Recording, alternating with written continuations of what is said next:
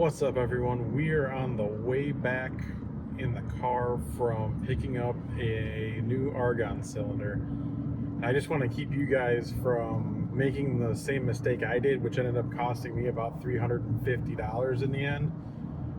Got Emerson back here with me. He decided to come with me. I had to go a couple towns over to go to a gas supplier to lease a new argon tank.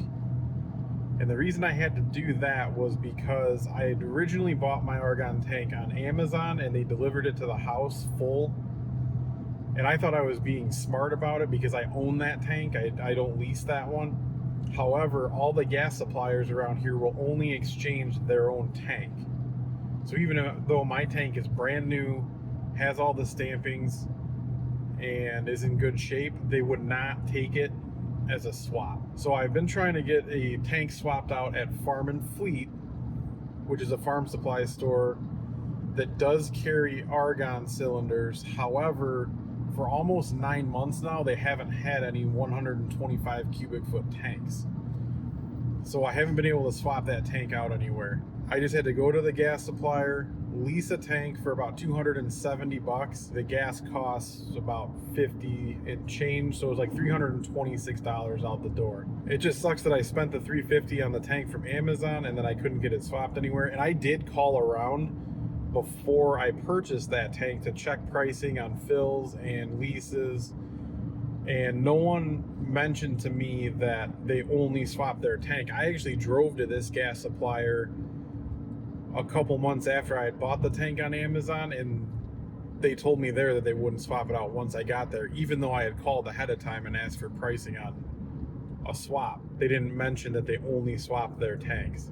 So now I have a tank at home that I can't swap out unless Farm and Fleet gets some in at some point. But basically, I've been wanting to do some TIG welding projects. I've just been waiting for gas. I mean, it's been, like I said, 9 months since I've been able to use my TIG welder.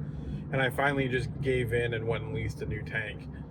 Now, the downside to this gas supplier is it's about 40 minutes from my house, and it's in the opposite direction of anywhere I normally go. But it is cheaper by about 3 times than the gas supplier by my work. I have a gas supplier right down the street from work, Airgas, if you're wondering. I'm going to name them because their prices are outrageous. Airgas wants 100, well, this was last year. They wanted 110 or 120 bucks to swap a 125 argon cylinder, which is ridiculous because this place current price is $56. Last year it was in the 40s. It was like 45 to swap it last year. Obviously things have gone up in price, so I expected there to be a slight increase like there was. But Airgas is not friendly to the guy working in his garage. They don't really want anything to do with you. If you have volume on your account, they will give you a price break. But if you're one guy wanting one cylinder every month or a couple months, you're not going to get any sort of price break from them, and you're going to pay that full markup that they have. So that's why I chose to go here, even though it's out of my way, because I'm saving close to $100 swapping these tanks out. So just keep that in mind if you're looking for a tank. Call around and figure out what their policy is. Some places, from what I've heard, will take any tank in good shape as long as it's stamped properly and within date. Other places will only swap out their own tanks that you either buy or lease from them. And then Farm and Fleets do carry some welding gas. However, in my experience, they've not been reliable.